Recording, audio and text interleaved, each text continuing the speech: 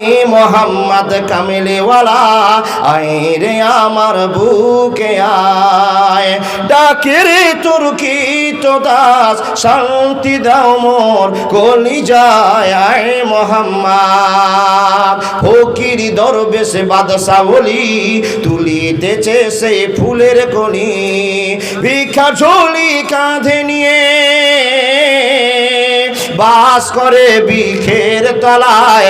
আয় মোহাম্মদ, আয় মোহাম্মদ কামিলেওয়ালা আয় রে আমার বুকে আয়। একবার জোরে। 10 জন সাহাবা এক জায়গাতে বসার পর সাহাবারা আলোচনা করছে, আচ্ছা তোমরা বলো তো হযরত আবু বকর বেশি ভালো না হযরত উমর বেশি ভালো? 10 জনের ভিতরে আলোচনা চলছে। বন্ধু আমার, 10 জনের ভিতরে 4 জন বলছেন ওমর ভালো, 6 জন বলছেন আবু বকর ভালো, আবু বকর বলছেন ওমর ভালো, উমর বলছেন আবু বকর ভালো।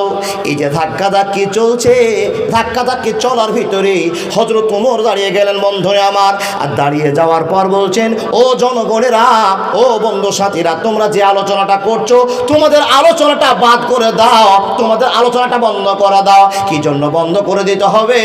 একটা জান্নাতি লোকের সঙ্গে তোমরা উমরের তুলনা করেছো, উমরের তুলনা করিও না।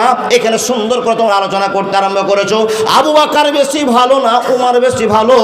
আমি উমর তোমাদেরকে খবর দিয়ে দিলাম, আবু বকরের একটা রাতের নেকি উমরের গোটা জিন্দেগির নেকির সঙ্গে মিল হবে না। শুধু তাই নয়, শুধু তাই নয়, আবু বকর এক রাতে যত নেকি ইনকাম করেছে, যত ভালোবাসা নবী মুহাম্মদকে দেখিয়েছে, যত আনুগত্য আল্লাহরে করেছে, এ সমস্ত বন্ধুরা শুনে নাও, উপস্থিত বন্ধু সাথীরা তোমরা শুনে নাও, উমরের পরিবারে এরকম নাই যে আবু বকরকে টোপকে ওভার করে আমলে বেশি করতে পারবে, এরকম কোন বক্তব্য আমার জানা নাই। যখন এই কথা বলা সাহাবাদের মুখটা বন্ধ হয়ে গেল, যার জন্য আমরা ঝোল খুঁড়ছিলাম সেই নিজে বলে দিল, আমার চাইতে আবু বকর অনেক গুণে ভালো। এবার রসুলের প্রেম আছে। দেখুন আবু বকরের ভালোবাসা কত আর আপনার আমার ভালোবাসা কত, একটুখানি শুনে চলে যাবেন। জি, উমরকে বলছেন, হুজুর আপনি এটা কি কথা বলছেন, কেমন কথা বললেন আপনি? আমরা জানি যে আবু বকরের চাইতে আপনার দক্ষতা ক্ষমতা সব চাইতে বেশি ভালো আপনি, আর আল্লাহর কাছে এত ভালোবাসা দেখেছেন, মসজিদে গেলে গুনগুন গুনগুন করে আপনি কেঁদে ভরে দেন। ও আমিরুল মুমিনিন, সরি আমিরুল মুমিনিন তখনও হয়নি, ও হযরত উমর আপনি কেমন কথা বললেন, আপনার চাইতে আবু বকরের নেকি বেশি কি করে হয় আপনি বুঝান। যখনই এই সাহাবারা প্রশ্ন করেছেন উমরকে, তখন উমর ফারুক রাদিয়াল্লাহু তাআলা আনহু বলে বুঝাতে আরম্ভ করলেন। তাকান আমার দিকে। উমর ফারুক বুঝাতে আরম্ভ করলেন, ও জনগণ, তোমরা তো আবু বকর সম্পর্কে কোনো ধারণা রাখো না, কোনো জ্ঞান রাখো না, এই জন্য তোমাকে আমরা বোঝাতে আরম্ভ করলাম। এ বন্ধুরা শুনে নাও, আবু বকরকে আমি নিজে ইবাদত করতে দেখেছি, আবু বকরকে নিজে ভালোবাসা দেখাতে দেখেছি। ও উমর আপনি বলে দিন কি দেখেছেন, কি দেখেছেন, কি দেখেছেন? তো হযরত উমর বলছেন, একদিনের গল্প আপনাকে বলতে আরম্ভ করলাম। হযরতে পাক আল্লাহ পাকের নবী মুহাম্মদুর রাসূলুল্লাহ উচ্চ কণ্ঠে বলুন সাল্লাল্লাহু আলাইহি ওয়াসাল্লাম যেই দিন মক্কা ছেড়ে মদিনার দিকে রওনা হয়ে গেলেন, যেই দিন মক্কা ছেড়ে মদিনার দিকে চলতে আরম্ভ করলেন, ও জনগণরা শুনে নাও, ও লোকেরা শুনে নাও, যখন চলতে আরম্ভ করলেন সে সময় সঙ্গী ছিল আবু বকর। আবু বকরের গল্প তোমাদেরকে জানা ছিল না, আজকে গল্পটা টাটকা করে শুনে নাও। নবী মুহাম্মদের কত প্রেম, কত ভালোবাসা, জান্নাত নেওয়ার জন্য আবু বকর কতটা পাগল হয়েছে তোমরা শুনে নাও। আতিউর রাসূল, আল্লাহ রাসূলের কত প্রাধান্য সে আবু বকর দিয়েছে তোমরা জানো না, জানো না, জানো না। লোকগুলো বলল, আমিরুল মুমিনিন আপনি বলুন কি গল্প শোনাবেন, শুনে দেন। বলে বন্ধুরা শুনে নাও, আবু বকর হাঁটছেন, আল্লাহর নবীও হাঁটছেন, চলছেন মদিনার পথে, রাস্তা দিয়ে অতিক্রম করে চলতে আরম্ভ করেছে মানুষের দল। এমন তো সময় রাস্তায় চলতে চলতে আবু বকরের মহব্বত কত নবীর প্রতি ছিল একবার বোঝে নাও। আবু বকর একবার সামনে দৌড়িয়ে চলে যায়, একবার পিছনে দৌড়িয়ে চলে আসে, একবার সামনে দৌড়িয়ে চলে যায়, পিছনে দৌড়িয়ে চলে আসে। আল্লাহর নবী মুহাম্মদুর রাসূলুল্লাহ সাল্লাল্লাহু আলাইহি ওয়াসাল্লাম আবু বকরকে বললেন, আবু বকর তোমার এইরকম ব্যবহার দেখে আমি বিচলিত হয়ে গেলাম, তুমি এইরকম ব্যবহার কেন করছো, আমাকে একবার খুলে বলবে কিনা? এ বাপ তাকান আমার দিকে, কি মহব্বত নবী মুহাম্মদের। হযরত উমর ফারুক নিজেই বলছেন, তোমরা কি জানো আবু বকর কত নবীকে ভালোবাসতেন শুধু জান্নাতকে নেওয়ার জন্য? হুজুর আমরা তো জানতাম না, একটু বলুন না। যখনই কথাটা বলা, ওমর ফারুক রাদিয়াল্লাহু তাআলা আনহু বলছে, তাহলে শোনো, যেই দিন মক্কা থেকে মদিনার দিকে নবী যাচ্ছিলেন, সঙ্গী কে দিয়েছিল বাবা? হিজরতের দিন সাথী কে ছিল নবী মুহাম্মদের? একটু কথা বলুন না। আবু বকর রাস্তায় চলছেন, তো আবু বকর একবার সামনে দৌড় দিয়ে চলে যাচ্ছে, একবার পিছনে চলে আসে। নবী মুহাম্মদ তার দৌড় দেওয়া দৌড়ি দেখে জিজ্ঞেস করছেন, আবু বকর তুমি এরকম করছো কেন? আবু বকর লজ্জিত হয়ে গেলেন, লজ্জা পেয়ে গেলেন।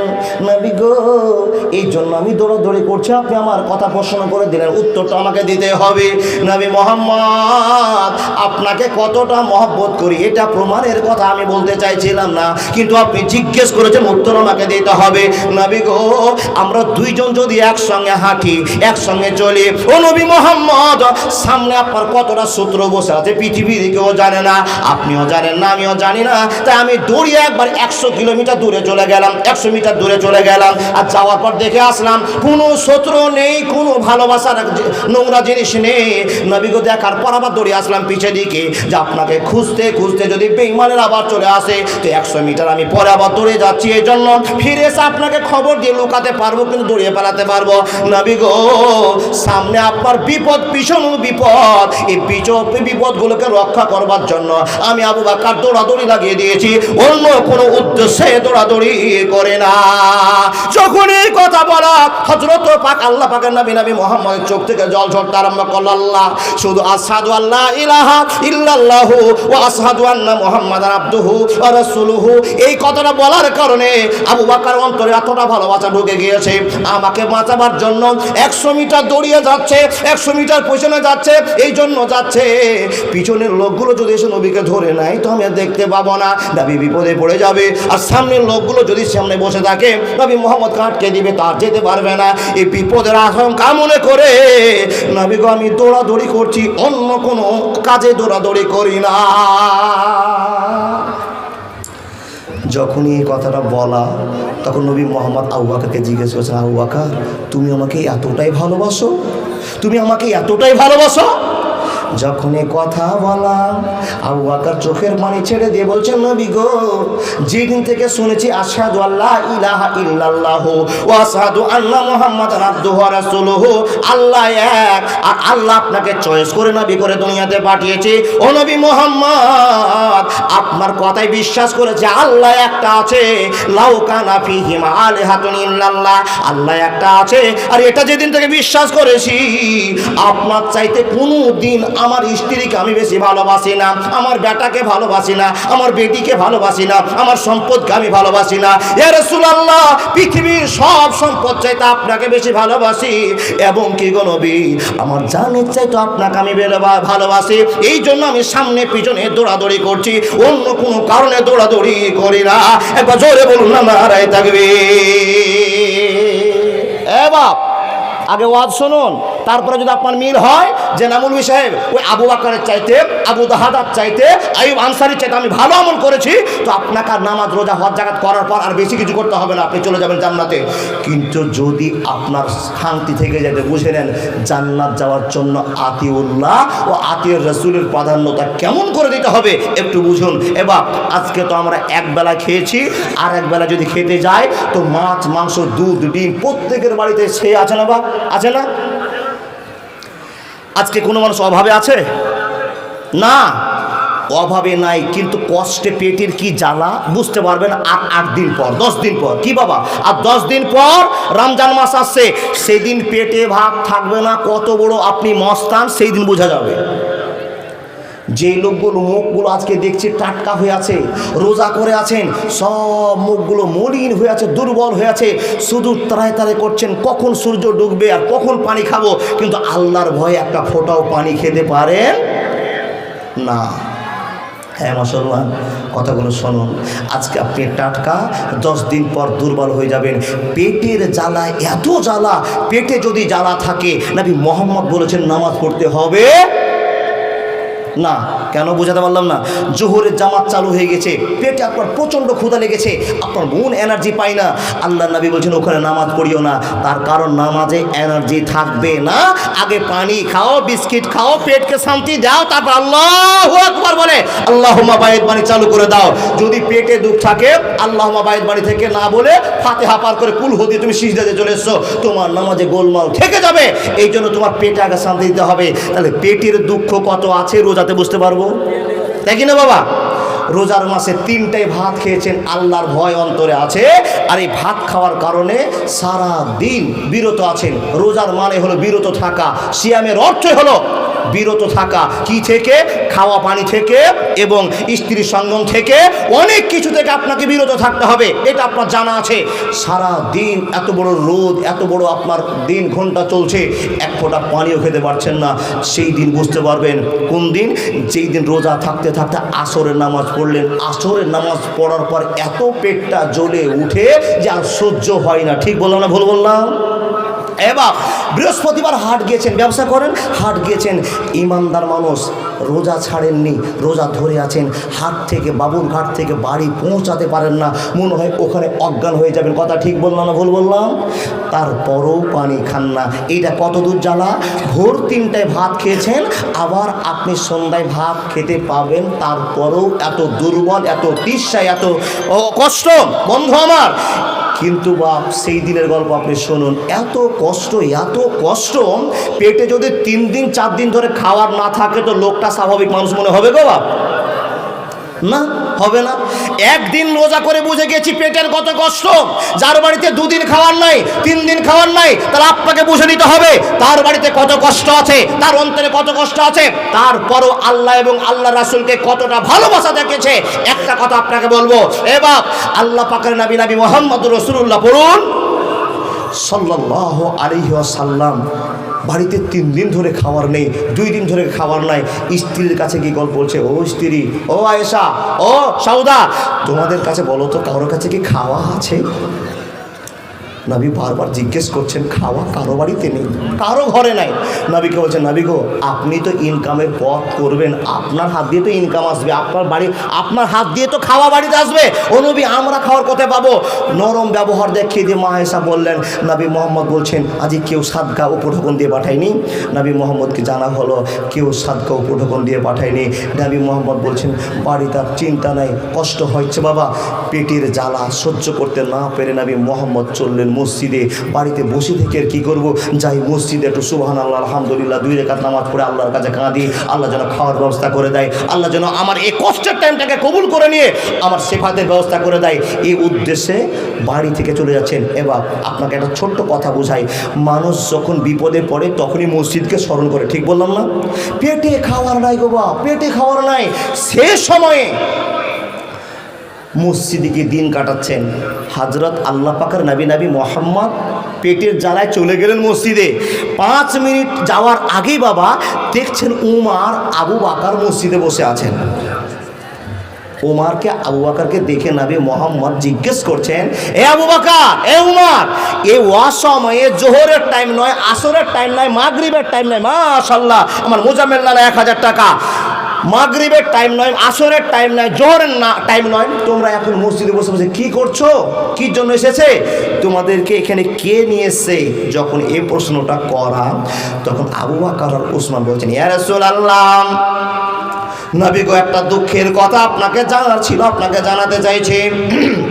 ইয়া রাসূলুল্লাহ, আমাদেরকে এই মসজিদে হাজির করেছে কে? আপনি একটু কান খুলে শুনে নিন। নবী গো, বাড়িতে একটা টাকা নাই, পয়সা নাই, খেজুর নাই, গম নাই, জব নাই, বাড়িতে কোনো সংসারে খাওয়ার জায়গা নেই।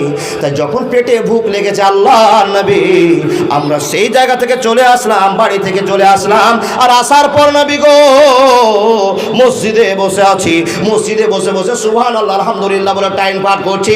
এই জন্য টাইম করছি, এই অভাবের টাইমটা কেমন করে পার করব গনাবে, সহ্য হয় না ভোকের জ্বালা, অশান্তি জ্বালা, পানি পার করতে পারি না, কি খেয়ে পানি খাবো সেটাও বুঝি না গনবি। অশান্তির কারণে আমরা দুঃখ প্রকাশ করে দিয়ে আমি আবু বকর বাড়ি ছেড়ে মসজিদে এসে সুবহানাল্লাহ আলহামদুলিল্লাহ করতে আরম্ভ করেছি।